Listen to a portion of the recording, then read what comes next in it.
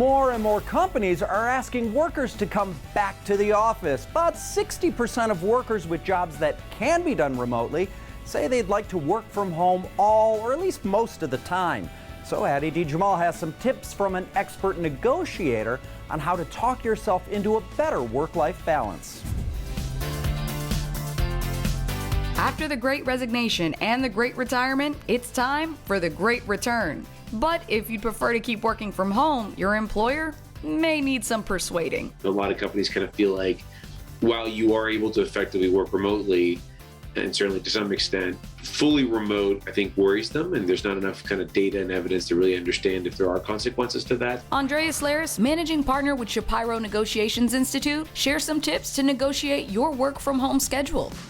And it starts with who you're trying to influence. Our company's calling us back. We want to continue to work from home. And so what happens is we don't necessarily empathize. We might feel like something is being taken away from us. We're upset, we're frustrated, and we kind of negotiate that way. He says instead of acting on emotion, try to do a little more digging. Is the person that's communicating also the same as the decision maker? Or are there multiple stakeholders? Someone in HR involved, your boss's boss involved. This could mean there are several reasons why they want employees to come back.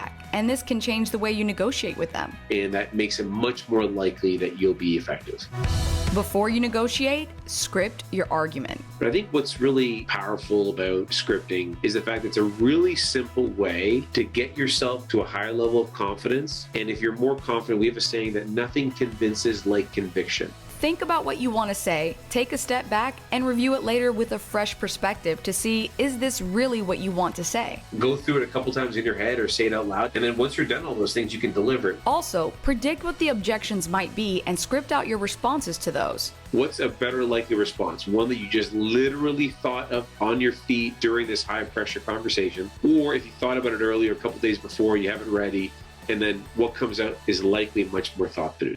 Finally, negotiate more than one thing. If we negotiate one thing and say, look, I really want to work from home, and it's got to be at least 3 days a week. So now you've literally got one thing you're discussing. It's very much a fixed sum. The end result is either a win for one party or the other, not both. So now you adjust that conversation and say, look, it's really important to me to work from home, and I also want to address a couple other things. Like salary, title, and the ability to work remotely. Well, what happens is, look, the title is absolutely non-starter because we don't promote anyone who's been in the role for less than 2 years. That's a policy. Let's just say that's the case. But they may have wiggle room for a salary bump. Within your band, we can move you up X amount. And then look, now let's talk about the working remotely. This lets you build a momentum. With points of agreement rather than points of disagreement.